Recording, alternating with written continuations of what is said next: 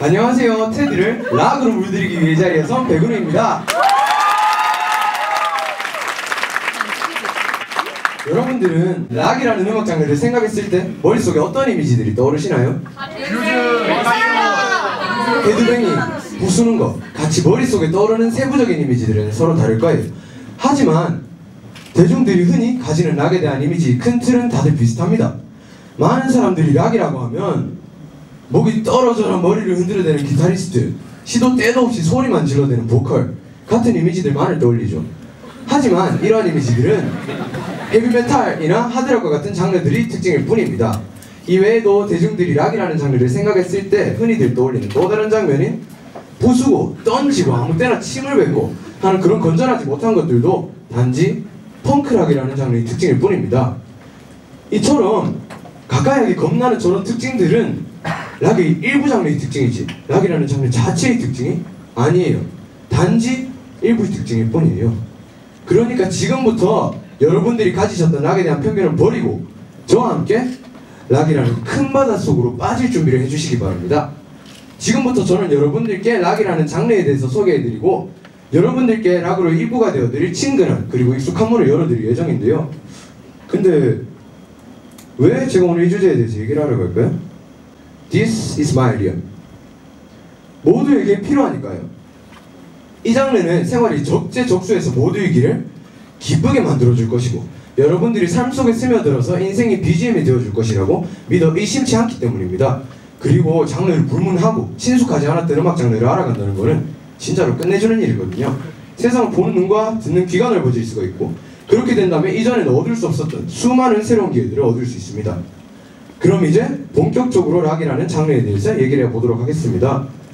먼저 저는 오늘 여러분들께 길고 긴 어떻게 보면 지루할 수도 있는 락의 역사에 대해서 읽지는 않을 거예요. 그리고 제가 만약 락 자랄이라도 되는 것처럼 여러분들께 제 얕은 지식을 뽐내려고 하지도 않을 거고요. 제가 오늘 이 자리에서 여러분들께 락에 대해서 말씀을 드리는 이유는 어디까지나 여러분들께 락에 대해서 소개를 해드리기 위함입니다. 그래서 오늘은 단지 락이라는 장르의 출발 그리고 락에 대한 기본적인 것들 마지막으로 여러분들께 락으로 입구가 되어드릴 장르 하나를 소개해드리고자 해요. 나머지는 여러분들의 몫인 거죠. 그러면 이제 본격적으로 락이라는 장르에 대해서 얘기를 해보도록 하겠습니다. 먼저 락이라는 장르의 출발에 대해서 얘기를 해볼 건데요. 락이라는 장르의 출발은 로큰롤이라는 용어의 등장과 함께 일어났습니다. 먼저 이 로큰롤이라는 용어를 제일 처음으로 사용한 사람이 누군지에 대해서는 아직도 의견이 분분해요. 하지만 한 가지 확실한 점이 있어요. 이 락큰롤이라는 용어를 사용함으로써 락의 전파 그리고 대중화에 가장 큰 기여를 했던 사람만은 단언할 수가 있습니다. 이 사람은 클리블랜드의 인기 DJ였던 앨런 프리드라는 사람으로서 역사상 최초의 로큰롤 콘서트로 기록된 문독쇼를 개최하고 락이라는 영화에까지 출연해서 무려 유럽까지 로큰롤 음악을 히트시켰던 사람이에요. 이 사람의 등장과 함께 락이라는 장르가 꽃을 피우기 시작했다고 해도 과언이 아닐 정도죠. 그러면 이제 락이라는 장르에 대해서 얘기를 해보도록 하겠습니다. 먼저 락이라는 장르는 기본적으로 밴드라는 구성의 자리를 잡습니다. 그리고 이 점이 락 마니아들이 락을 사랑하게 하는 점 중에 하나죠. 기계로 찍어낸 듯한 음악이 아니라 여러 멤버들끼리 처음부터 끝까지 직접 음악을 만들어낸다는 점 말이에요. 그리고 무대 자체도 보면 보컬 집중적이라기보다는 여러 멤버들이 다 갖춰져야지만 완벽한 무대 하나가 이루어집니다. 이걸 또 다른 말로 표현해보면 밴드 멤버들끼리 직접 음악을 쌓아나간다고 할 수가 있죠. 한 블록 한 블록씩 그렇게. 그럼 이제 이런 밴드를 구성하는 요소에 대해서 한번 알아봅시다. 첫째로 일렉기타, 락 곡들을 들어봤을 때 주선율을 구성하는 부분 상대적으로 높고 그리고 날카로운 소리가 나죠. 둘째로 베이스기타. 이 베이스기타는 묵직하고 쫄깃쫄깃한 소리가 예술인데요. 락을 좋아하시는 분들이라면 이런 매력을 꼭 알고 있으실 것입니다. 이 베이스기타는 상대적으로 낮고 그리고 묵직한 소리가 나는데요. 음정 없이 박자만 있는 드럼과 각종 음정 악기들을 이어줌으로써 밴드 사운드의 틀을 잡아주는 악기입니다. 셋째로 드럼. 이 드럼은 음정 없이 박자만 있는 타악기죠. 이 드럼의 역할은 보통 박자를 맞춰주고 그리고 리듬을 만들어주는 역할을 하는데 이 리듬에 따라서 락 곡들의 분위기가 크게 달라지기도 합니다. 넷째로 밴드에 따라 있기도 없기도 한 키보드. 그냥 축소판 피아노로만 봐주시면 될 것 같아요. 이렇듯 다양한 악기들로 구성이 되어 있고 다양한 악기들이 서로 다른 역할들을 맡아서 수행을 하기 때문에 락은 한층 더 매력있는, 그래서 살아있는 장르가 됩니다. 그래서 락밴드들이 앨범에 실린 노래만 듣는 게 아니라 락밴드들이 라이브 무대를 직접 찾아본다던가 아니면 콘서트 현장에 가본다던가 하는 것들도 좋은 선택이라고 생각해요.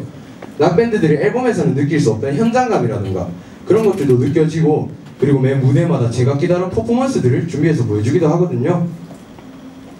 그럼 이제 락에 대해서도 어느 정도 알았으니 여러분들께 락으로 입고가 되어드릴 장르를 소개해드리고자 합니다. 바로 얼터너티브 락입니다. 얼터너티브 락은 1980년대에 등장한 새로운 락의 장르로서 기존 락의 평범한 구성에서 벗어나려고 했던 탈피를 시도했던 장르입니다. 얼터너티브 락은 너바나나 레타 칠리 페퍼스와 같이 그 장르를 대표하는 밴드들이 등장과 함께 인기를 끌기 시작했는데요. 이 장르는 아까 전에 말씀드렸던 헤비메탈이나 하드록과는 꽤 다릅니다. 락이라고 생각하면 떠오를 수 있는 무겁고 묵직한, 그리고 어떻게 보면 지루할 수도 있는 특징들은 최대한 배제시킨 장르들이기 때문이죠.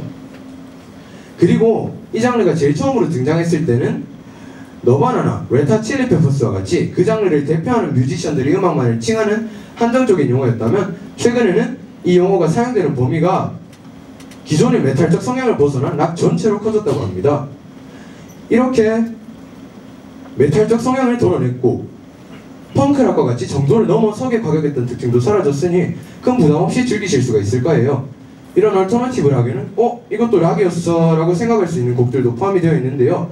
먼저 얼터너티브 락을 다뤘거나 다루는 밴드와 곡에는 라디오헤드와 크립, 그린데이와 베스킷 케이스, Wake Me Up When September Ends, 오아시스와 Don't Look Back in Anger, 그리고 마지막으로 뮤즈와 스타일라이트 등등이 있습니다. 기존의 펑크락과 같은 장르들이 반사회적이고 반항적인 가사들만을 담은 그런 과격한 곡들만을 만들었다면 얼터너티브 락은 다릅니다. 얼터너티브 락은 사랑을 담거나 방황하는 자신의 상태를 담거나 자신이 감정을 솔직하게 표현하는 가사를 담은 지극히 개인적이면서도 사운드적인 측면에서도 훨씬 더 부드러워진 곡들을 만듭니다. 그래서 얼터너티브 락에는 대중적인 곡들이 많아요. 그럼 이제 얼터너티브 락에 대해서도 어느 정도 알았으니 여러분들께 락으로 입고가 되어드릴 얼터너티브 락 곡 몇 개를 소개해드리고자 합니다. 물론 세상은 넓고 이외에도 좋은 곡들은 많다는 점 기억해 주셨으면 합니다. 우울할 때는 신나는 노래를 들으라는 말도 일리가 있죠. 하지만 저는 오히려 우울한 날에는 슬픈 노래를 들으면서 제 감정을 어루만져주는 선율을 느끼는 편인데요. 라디오헤드의 크립이 바로 그런 때 어울리는 노래입니다.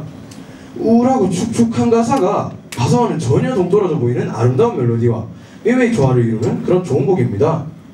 이 라디오헤드의 크립이라는 노래는 한국의 한 오디션 프로그램에서 로이킴과 정준영이 부른 적도 있고, 그리고 최근에 한 TV 프로그램에서 유명한 가수들이 부른 적도 있어서 제법 인지도가 있는 곡일 거예요. 다음 곡은 말씀드리면 꽤 아시는 분들이 많을 것이라고 생각하는데요. 제목은 오아시스의 Don't Look Back in Anger입니다. 오아시스는 얼터너티브 락 중에서도 영국에서 파생된 장르인 브릿팝의 대표주자입니다. 이 오아시스의 Don't Look Back in Anger은 오아시스 특유의 빈 곳은 느껴지지 않는 꽉 찬 사운드와 중독성 있는 멜로디가 특징인 그런 곡입니다. 이 오아시스의 Don't Look Back in Anger은 얼터너티브 락의 진수를 드러내주는 곡이니 꼭 한 번씩 들어보시길 권해드릴게요. 다음으로 말씀드릴 곡은 조금 잔잔한 노래입니다. 일단 제목은 Wake Me Up When September Ends로 그린데이가 만든 노래인데요. 이 노래는 아주 슬픈 사연이 담겨 있습니다. 1982년 9월 1일 그린데이 보컬이었던 빌리 조 홀리데이의 아버지가 돌아가셨습니다. 이때 보컬은 울다가 지쳐서 방으로 뛰쳐들어가서는 문을 잠그고 그를 걱정하며 문을 두드리는 어머니에게 이렇게 말했다고 합니다. Wake me up when September ends라고. 이런 슬픈 사연이 담겨있는 노래이니만큼 우울한 멜로디와 그리고 잔잔한 선율을 가지고 있는데요. 이러한 것들이 슬프고 가슴 먹먹한 가사를 더욱 돋보이게 해주는 그런 곡입니다. 마지막으로 말씀드릴 곡은 힐링에 관련된 곡입니다. 한때 우리 사회가 주목하는 키워드가 힐링이었던 적이 있습니다. 그리고 그런 힐링은 지금까지도 줄곧 강조가 되고 있는데요. 콜드플레이의 Fix You는 누가 들어도 힐링이 될 만한 그런 노래입니다. 잔잔하게 읊조리 듯한 보컬과 그리고 기승전결이 뚜렷한 잘 짜여진 곡의 구성이 특징인 그 곡인데요. 이 곡은 저도 지금 시험 기간 같이 힘들 때마다 이 곡을 들으면서 심리적인 위안을 얻고 그러거든요. 이 외에도 소개시켜드리고 싶은 곡들이 참 많지만 이만 줄이도록 하겠습니다. 이처럼 락은 여러분들이 생각하는 것만큼 과격하지도 무겁지도 그리고 지루하지도 않아요.